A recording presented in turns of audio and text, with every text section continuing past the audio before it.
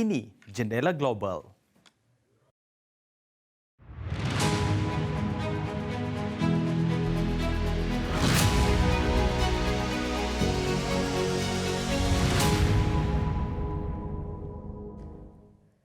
Australia kini membenarkan pelawat dan pelajar yang menerima suntikan vaksin jenis Sinovac dan Covishield untuk mendapatkan visa bagi membolehkan mereka masuk ke negara tersebut. Zaini Ahmad ada perinciannya. Berita baik bagi rakyat Malaysia yang bercadang melawat Australia sebaik saja sempadan antarabangsa negara ini dibuka. Kini pelawat asing yang telah menerima suntikan vaksin Sinovac dan Covishield layak menerima visa untuk memasuki negara ini. Pentadbiran Barangan Terapeutik Australia mengumum pengiktirafan vaksin Sinovac dan Covishield untuk pelawat antarabangsa. Sebelum ini hanya vaksin AstraZeneca, Pfizer, Moderna dan Johnson & Johnson sahaja menerima pengiktirafan.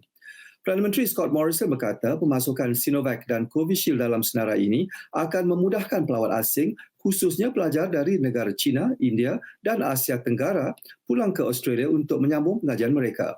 Vaksin Sinovac adalah buatan China manakala Covishield dihasilkan di India.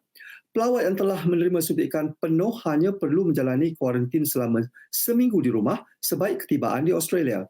Manakala pemegang visa yang belum disuntik atau menerima vaksin selain yang diiktirafkan perlu menjalani kuarantin 2 minggu di hotel atau pusat kuarantin yang disediakan oleh kerajaan Australia. Perkembangan terbaru ini ekoran pengumuman bahawa Australia bercadang membuka sempadan antarabangsanya November ini. Australia kini mempertimbangkan penggunaan pasport vaksin yang boleh dimuat turun ke telefon bimbit ataupun berbentuk sijil COVID-19. Beralih pula ke satu lagi berita baik, kini untuk rakyat dan penduduk tetap Australia, demi mencapai sasaran 80% suntikan dos kedua secepat mungkin, kerajaan Australia mengumumkan hadiah wang tunai $1 juta Australia kepada seorang penerima vaksin yang bernasib baik. Kempen digelar $1 Million Vax ini menawarkan ganjaran sejumlah $4.1 juta Australia persamaan $12.5 juta. Sebanyak 3,100 kupon hadiah bernilai $1,000 setiap satu akan ditawarkan sepanjang Oktober ini, manakala cipu emas $1 juta akan dicabut 5 November ini. Setakat ini, hampir 80% bilangan penduduk Australia 16 tahun ke atas telah menerima suntikan pertama, manakala hampir 60% telah diberi suntikan dos kedua. Berbanding negara maju lain, Australia mencatat 110,000 jangkitan sejak wabak coronavirus melanda dunia dengan 1,334 kematian. Dan hari ini, Melbourne memecah rekod perintah berkurung paling lama di dunia yang sehingga kini dipegang oleh Buenos Aires.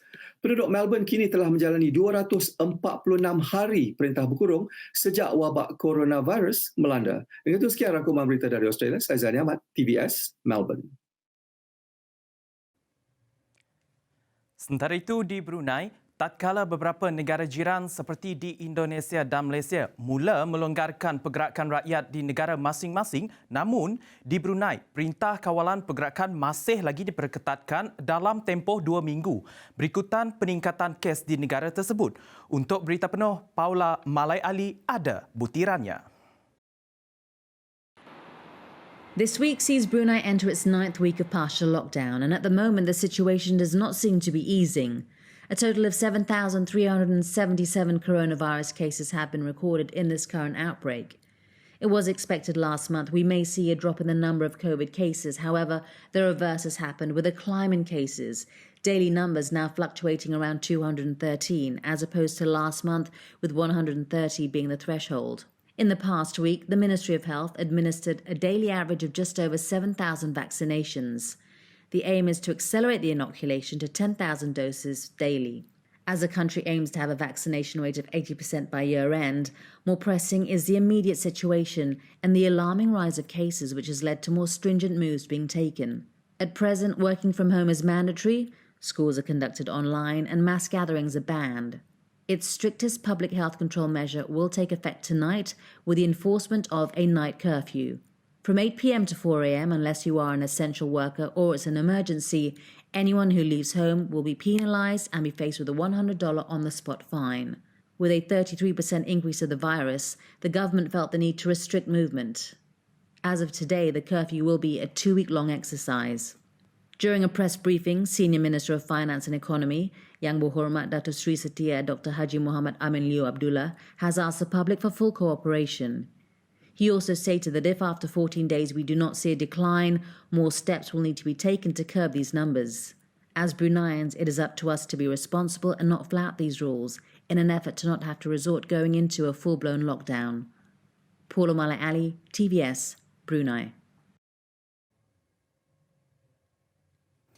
Di Indonesia pula, dianggarkan 10,000 orang telah menghadiri pembukaan acara sukan besar-besaran pertama di Indonesia sejak penularan COVID-19 terburuk sebagai ujian strategi hidup dengan COVID-19.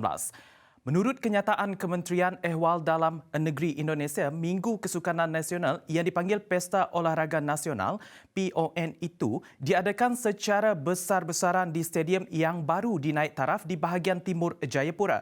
Ridwan Siregar ada perinciannya. Ya, di tengah situasi pandemi COVID-19 di Indonesia yang semakin membaik, Pesta Olahraga Nasional ke-20 di Papua akhirnya berhasil digelar, di mana acara olahraga nasional yang merupakan pesta olahraga terbesar Indonesia ini akhirnya berhasil diadakan setelah mundur 1 tahun akibat pandemi.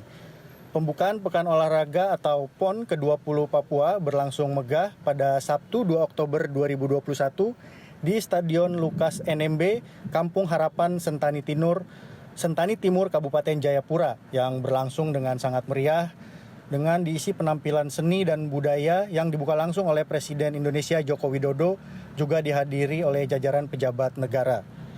Pemerintah Indonesia menyatakan hajatan olahraga nasional terbesar ini menjadi bukti keberhasilan Indonesia melewati badai besar pandemi setelah 1 tahun belakangan berjibaku dengan virus corona. Pesta pembukaan PON melibatkan deretan artis ternama terutama yang berasal dari Papua seperti Edo Kondologit, Michael Jakari Milena, dan Novela Elizabeth yang menyanyikan lagu Papua karya musisi ternama Indonesia Frankie Sahilatua. Pembukaan juga dimeriahkan dengan pesta kembang api dan suasana acaranya kental dengan nuansa dari Papua untuk menunjukkan kekayaan budaya bangsa Indonesia. Nah, PON kali ini diikuti oleh lebih dari 7.000 atlet dengan mempertandingkan 37 cabang olahraga. Dan pelaksanaan PON ini diselenggarakan pada 4 klaster wilayah di Bumi Cendrawasih atau Papua, yaitu di Kota Jayapura, Kabupaten Jayapura, Kabupaten Merauke, dan Kabupaten Mimika. Dari Jakarta, Indonesia, Ridwan Siregar, TV Sarawak. Pfizer kini memulakan ujian klinikal tahap pertengahan hingga April pil anti-COVID-19 bagi individu yang terdedah kepada virus itu. Ia bagi mencegah pesakit yang dijangkiti daripada terus mendapat gejala yang lebih teruk. Percubaan klinikal ini akan membabitkan seramai 2,660 orang dewasa. Golongan itu perlu melaporkan simptom awal jangkitan COVID-19 atau sekurang-kurangnya menyedari yang mereka telah terdedah dengan jangkitan. Ubat berkenaan yang dikenali sebagai PF073-21332 telah diuji dengan ritonavir, ubat HIV yang telah diolah semula.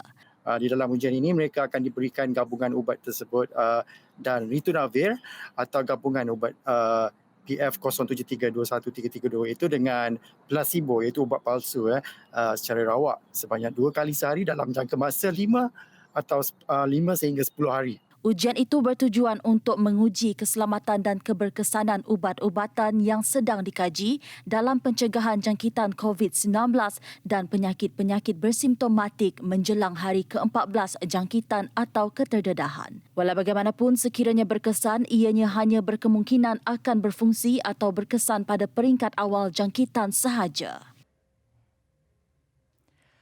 Barisan Kabinet Perdana Menteri Jepun Yoshihide Suga meletak jawatan pada Isnin, sementara pemimpin Parti Demokratik Liberal LDP Fumio Kishida yang baru dipilih dijangka akan mengambil alih jawatan Perdana Menteri.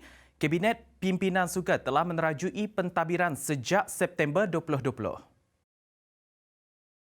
Fumio Kishida, pemimpin Parti Demokratik Liberal atau LDP, dipilih sebagai Perdana Menteri baharu Jepun dalam sidang khas Dewan Perwakilan. Beliau memperoleh 311 undi daripada 465 kerusi Dewan Rakyat. Dalam pada itu, Kishida, Perdana Menteri ke-100 negara itu, akan memegang jawatan sehingga pilihan raya umum diadakan yang dijadual pada 31 Oktober. Kishida, 64 tahun, berjanji untuk meningkatkan pendapatan kelas menengah dan menghilangkan perbezaan kekayaan selain cuba keluar daripada dasar neoliberal yang telah diamalkan kerajaan Jepun selama 2 dekad. Selain itu, katanya pakej ekonomi bernilai puluhan triliun yen akan disediakan untuk membantu rakyat dan perniagaan yang terjejas akibat COVID-19. Sebelum ini, Yoshihide Suga yang mengambil alih jawatan Perdana Menteri tahun lalu mengumumkan tidak bertanding pada pemilihan baharu bulan lalu. Ia susulan rakyat tidak berpuas hati terhadap langkah dilaksanakannya untuk membendung penularan COVID-19. Hazuki Ijima, TBS, Tokyo. Baiklah, laporan itu tadi mengakhiri Jendela Global untuk malam ini. Saya Februari James, salam hormat dan selamat malam.